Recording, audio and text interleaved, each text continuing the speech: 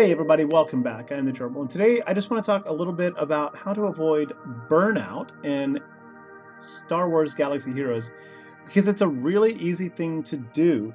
You know, a video game is supposed to bring us joy and entertainment and satisfaction. It's not supposed to make you feel like a chore, a task, or anything burdensome, and that's easy to happen here. So in this video, I'm going to just talk about a couple of points, and let's do it. So first things first. And so the first thing I want to talk about is like how do you navigate through a lot of this stuff and avoid the burnout? Well, let's start off by talking about character collection. A lot of times when I look, this is my alt account, my Gerblet account, which I bought the Hyperdrive bundle and I have spent on here from time to time.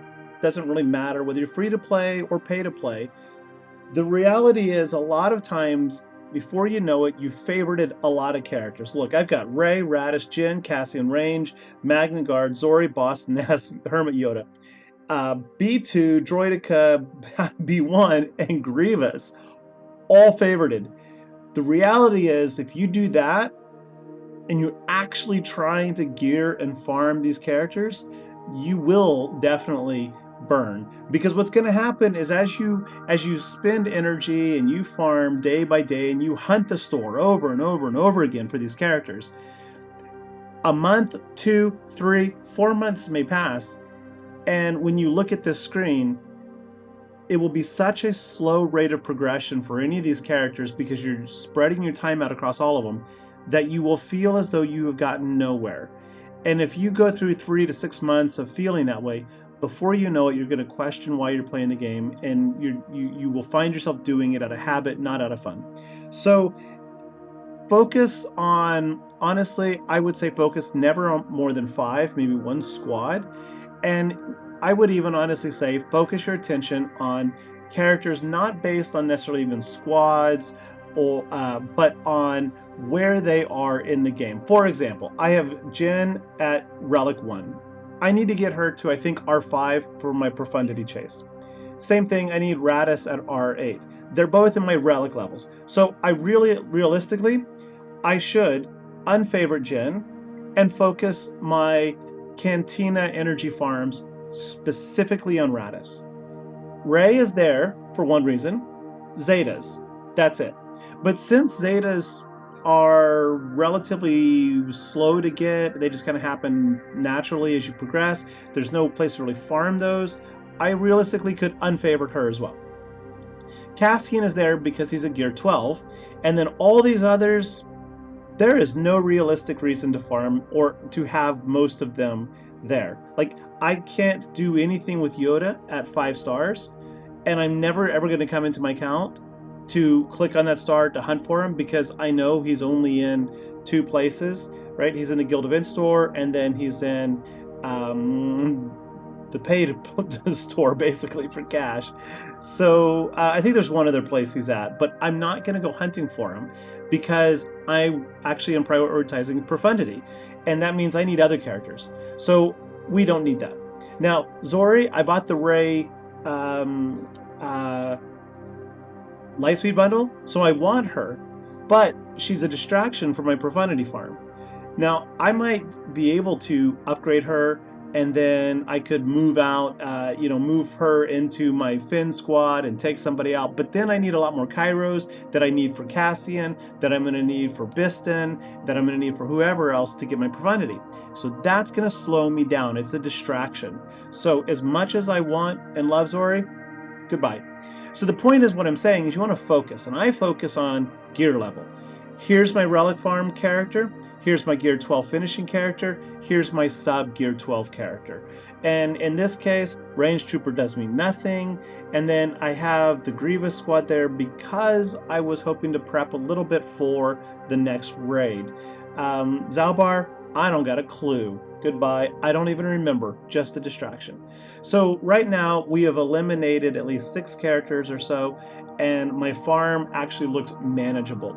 And if I focus my Gear 12 farm on Cassian, my Relic stuff on Adrad, and then maybe I pick 1 or 2 of these other characters to passively work on my sub path, Like, let's just, nope, don't care about you, don't care. Yeah, let's go for, nope, nope, you know what? I'm gonna, oh, hey, look at that. I probably should have left one of those droids. I'm gonna go back and maybe add B2. Oh, well, B1's there. We'll go for B1, right? Because he's gear 1, so I can work on those really, really low level gears. So that's the first tip. Don't farm wide, farm focused. Pick a goal. Right now, profundity, go for it like lightning. Really, you will see much, much faster improvements. And so what? A lot of people will say, finish your squad. You know what? That's not always necessary. It's really not always necessary. Like in my squads here, I've got some squads like my AdRad squad, which I use all the time, and I get holds with it in GAC, and I get offensive victories. Same with my Mon Mothma squad. It's not finished. I do think that there is definite value in finishing a squad, but you don't have to. Right? You don't have to. Don't feel compelled to. If you don't need Scarab Pathfinder, for example, at Relic 5 or K2, don't do it, right? But you do need Radis at Relic 8, or no, 7, I think, and you need Cassian Relic 8 to get profundity. So do that. Ship is going to get you more than a complete squad is anyway in this game. It really, really is. Ships are better than GLs. GLs are better than legendaries normally. All right, tip number 2. You don't have to do every single event in this game. And you don't have to engage in every mode. If you don't like Conquest, don't do it. I know that's going to like rattle a lot of people, because what about those Conquest characters? Well, you know what? Not all of them are worth having. Some of them are amazing. Bane, for example. But inevitably, they're all available somewhere else. And yes, it may take you a year to get them if you go somewhere else. And if you don't want to wait a year, then just minimally invest in Conquest. Just do what you have to do. Don't do what's going to take you 12 years to, 12 hours to do in a week. Get the silver crate. Don't force yourself to get the gold or the red. And instead, rely on being able to sim the monthly reoccurring proving ground. I got Leia, and I was able to 3-star, I think, every single one of the Proving Ground events on this account, just with Leia. Let's see, is Proving Grounds coming up anytime soon? We're just going to jump over and find out real fast. Proving Grounds. Nope, can't see it. But I've 3-starred all of them with only 1 GL. It is doable. Maybe I used Reva in a couple, I don't recall. But it's doable. And it's slow, sure, 20 shards, I think, each go.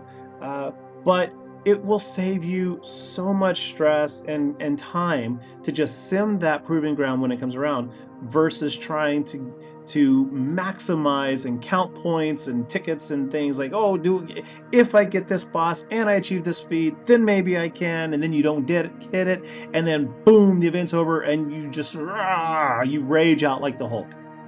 Don't be the Hulk. Right? Don't force yourself. Just relax. Have some fun. Also, about like what to do, I hope don't show anything here. Let's see. Oh, no. GAC. If you don't enjoy it, don't worry about it. You don't have to do it. Go in, maybe just join it.